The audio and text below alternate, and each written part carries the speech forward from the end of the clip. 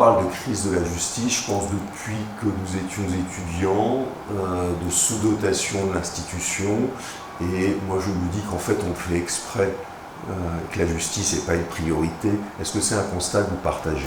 C'est évidemment un constat que je partage. C'est un constat qu'on fait depuis longtemps, on l'a beaucoup clamé, notamment au moment de la séquence électorale de l'année dernière, élections présidentielles et législatives. On avait fait un manifeste du barreau de Paris, dénonçant le fait qu'en effet, depuis des décennies, la justice n'était pas un chantier prioritaire de l'État. C'est vrai qu'on entend parler d'éducation, on entend parler de santé, même si ce sont aussi des services publics à la peine, malgré tout, mais la justice, on en entend très peu parler, et ça, depuis des années, en réalité, on en entend très très peu parler. Alors, peut-être il y a aussi la dimension qu'elle traite des pathologies. Et donc, ceux qui sont concernés, qui ont eu affaire à la justice, sont finalement relativement peu nombreux dans la population, contrairement à ceux qui sont malades, parce que ça nous arrive tous un jour ou l'autre. Non, c'est, Oui, mais sauf qu'en réalité, oui, bien sûr, c'est vrai qu'on a tout un tas de citoyens qui n'ont jamais affaire à la justice. Mais la justice, il faut aussi démystifier le côté, aux yeux du grand public en tout cas, le côté votre honneur, j'ai envie de vous dire. C'est-à-dire, effectivement, on n'entend parler que de la justice pénale, alors qu'en réalité, la majorité des contentieux sont des contentieux civils. Et que la justice, c'est la justice du quotidien. C'est un problème de logement, c'est un problème de surendettement, c'est un problème de droit de la famille. Donc c'est vraiment le quotidien des Français. Chantal Arens, que j'interrogeais il n'y a pas très longtemps, dit aussi un des autres problèmes de la justice, c'est qu'aujourd'hui, il y a une forme d'incompétence, faute de moyens, faute de temps, pour traiter les dossiers les plus difficiles. Et je ne sais pas si c'est quelque chose qui... Non, je pense que c'est plus la masse que la compétence. Je pense que la compétence, je pense que les magistrats sont compétents, je pense que les avocats sont compétents. Pardon, je pense que venant de la première présidente, même serait-elle honoraire, je ne l'ai pas perçu comme étant un jugement sur l'incompétence des magistrats, mais sur le fait, sur l'absence de temps pour se consacrer à des dossiers qui méritent un temps considérable, et puis la nécessité de traiter la masse qui fait qu'on n'est plus en mesure de faire monter son niveau de compétence quand on se spécialise dans tel ou tel domaine. Alors, il y a un vrai phénomène que magistrats et avocats avons intérêt à dénoncer ensemble, et précisément on l'a fait dans le cadre de notre manifeste au moment des élections, c'est le caractère extraordinairement bavard de la loi. Oui. C'est-à-dire qu'on a assisté ces dernières années, ces dernières décennies à une inflation législative et réglementaire très inquiétante qui joue nécessairement sur la qualité de la justice. On avait relevé les chiffres, c'est-à-dire qu'en 20 ans, le nombre d'articles de loi a augmenté de 65%, le nombre d'articles de règlement a augmenté de 46%. Ça veut dire que concrètement, les avocats ont plus de mal à s'y retrouver. Ça veut dire qu'ils vont notamment faire des écritures qui vont être beaucoup plus longues, qui vont indisposer les magistrats, qui vont manquer de temps pour tout lire, pour étudier avec la sérénité qui s'impose ces écritures et les dossiers, alors même que le nombre de magistrats a en réalité très très peu augmenté toutes ces dernières années, face à un barreau qui lui est plutôt en croissance. Et du coup on se dit, parce que quand il y a trop de lois tue la loi, donc finalement il y a plein de textes mais plus personne ne les applique. Est-ce que ça ne fait pas le lit des modes alternatifs, et donc plus généralement, est-ce que vous pensez que c'est une solution aux inconvénients et aux insuffisances de l'institution? Oui, c'est une solution, mais ce n'est pas une solution comme une espèce de sous-justice. Je pense qu'il faut au contraire changer de culture et considérer, et c'est pour ça qu'on préfère parler de modes amiables plutôt que de modes alternatifs, qu'il y a différentes façons de résoudre un litige. Il y a la solution judiciaire, et puis il y a la solution amiable, qui permet au justiciable de se réapproprier la solution de son litige.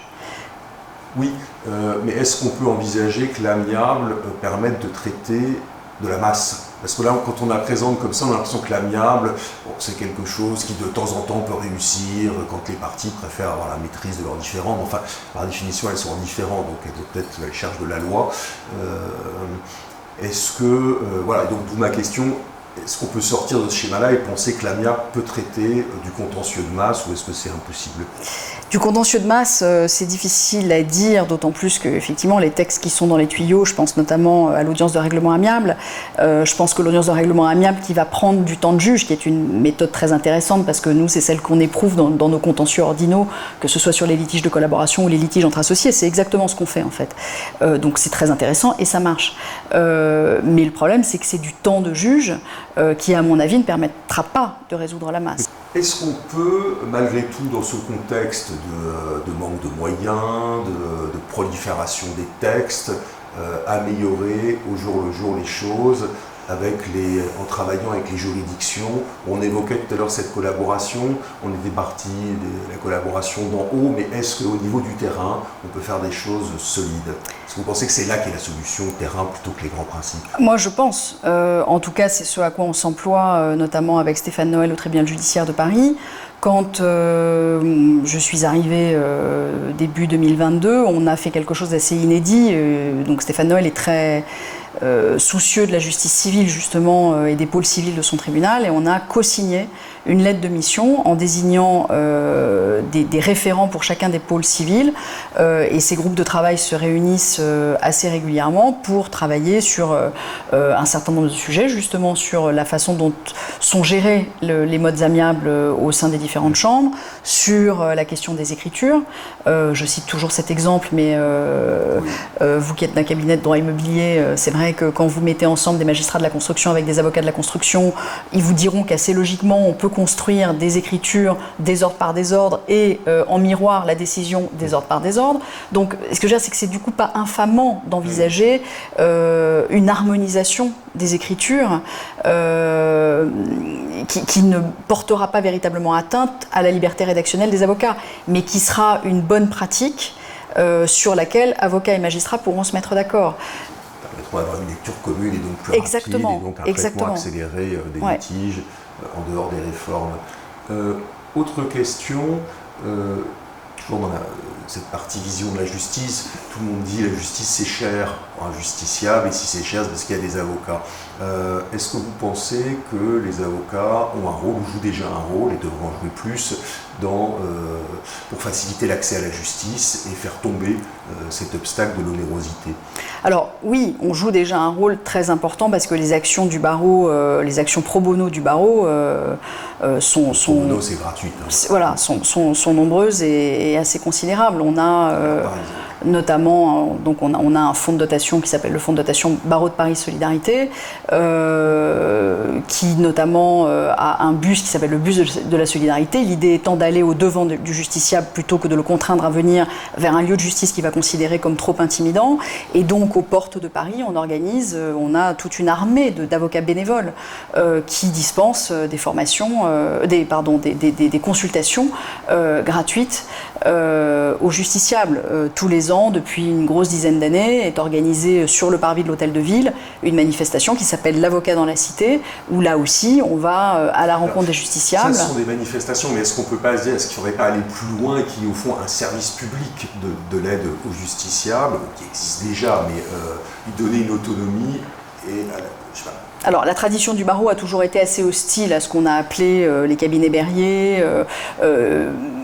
C'est vrai qu'on est très attaché au caractère libéral de l'exercice de notre profession, et que le barreau a toujours été assez hostile à une fonctionnalisation de la défense des plus démunis. Et pourquoi cet attachement aussi profond à cet aspect libéral de la profession? Parce qu'au fond, pour être dans un service public, être totalement libre. Après tout, un professeur d'université est un fonctionnaire, mais il est couvert par ce qu'on appelle la liberté académique. Il peut dire tout ce qu'il pense, y compris tout le mal qu'il pourrait penser de telle jurisprudence, de telle juridiction. Est-ce que c'est incompatible, la fonctionnalisation et la liberté Je pense que c'est assez ancré et c'est aussi la question de la diversité des modes d'exercice. Alors, cela dit, sans être en contradiction absolue, le barreau de Paris... Je dis peut-être n'importe quoi. Non, mais... Vous délirez, là. Mais non, mais c'est pas... Enfin, je veux dire, c'est un sujet intéressant auquel, effectivement, on peut réfléchir. Ça rejoint d'autres sujets. On sait que les avocats peuvent être aussi salariés. Ça ne les empêche pas d'avoir effectivement une liberté. Et par ailleurs, le barreau de Paris a été historiquement assez favorable à l'avocat en entreprise qui, par définition, aurait un statut salarié. Donc, voilà, c'est pas forcément... Oui, mais justement, alors, sujet quand même, parce que si on se dit qu'une des solutions, dans l'avenir possible, on peut envisager un avocat, donc le juriste d'entreprise soit traité comme un avocat, le juriste d'entreprise n'est pas indépendant. Non, absolument. A priori, il serait beaucoup moins indépendant qu'il ne serait une sorte d'avocat fonctionnaire dédié à la défense des causes pour lesquelles les justiciables sont en situation, pas d'insolvabilité, mais d'incapacité financière. À ceci près qu'effectivement, encore une fois, le barreau de Paris y était assez favorable parce que c'était, selon nous, une façon de faire entrer le droit dans l'entreprise et de faire entrer notamment le secret professionnel de l'avocat dans l'entreprise. Sujet qui revient par un autre biais ces temps-ci avec la confidentialité.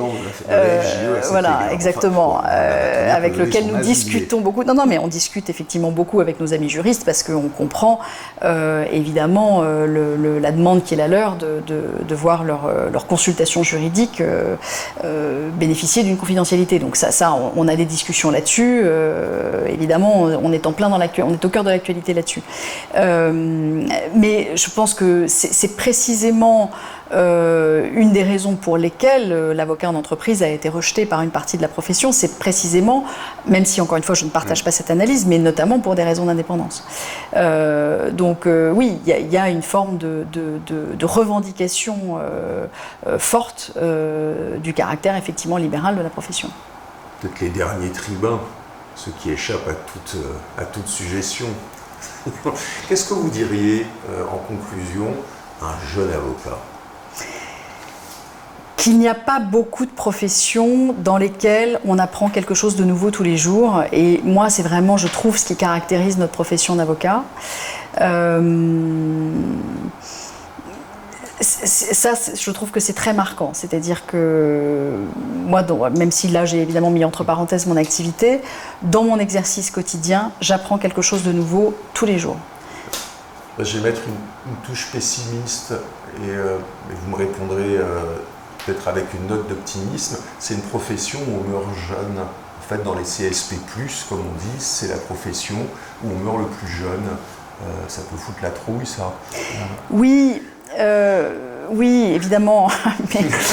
Mais cela étant, et là ça rejoint une autre problématique qu'on a effleurée, mais c'est la question du rapport au travail qui a changé. Je pense qu'il y a une beaucoup plus grande aspiration maintenant des jeunes avocats à non pas travailler moins, mais travailler autrement et à mieux concilier vie personnelle et vie professionnelle. Et ça, je pense que ça peut être un des effets bénéfiques du Covid, c'est peut-être de nous avoir aussi mis sur cette voie-là, sur le fait que c'était pas une fatalité de travailler de 6h du matin à 2h du matin non-stop. Même si c'est un métier évidemment extrêmement exigeant et qu'il faut bosser, c'est incontestable. Mais peut-être que ça permet de rééquilibrer les choses. Donc il y aurait peut-être une petite note supplémentaire, vous ne laissez pas dévorer. Voilà. Peut-être, non ? Et ne restez pas seul, ça c'est l'autre conseil. De toute façon, venez parce que c'est un métier, encore une fois, passionnant, dans lequel il y a de la place, il y a plein de champs du droit qui sont finalement assez peu exploités. Il y a beaucoup de débouchés en droit public, en droit de l'environnement. Il y a plein de matières dans lesquelles il y a du boulot, vraiment. C'est un métier, encore une fois, absolument passionnant, qui offre quand même une certaine liberté, qui permet d'apprendre quelque chose de nouveau tous les jours. Mais je pense que l'impératif, c'est de ne pas rester seul.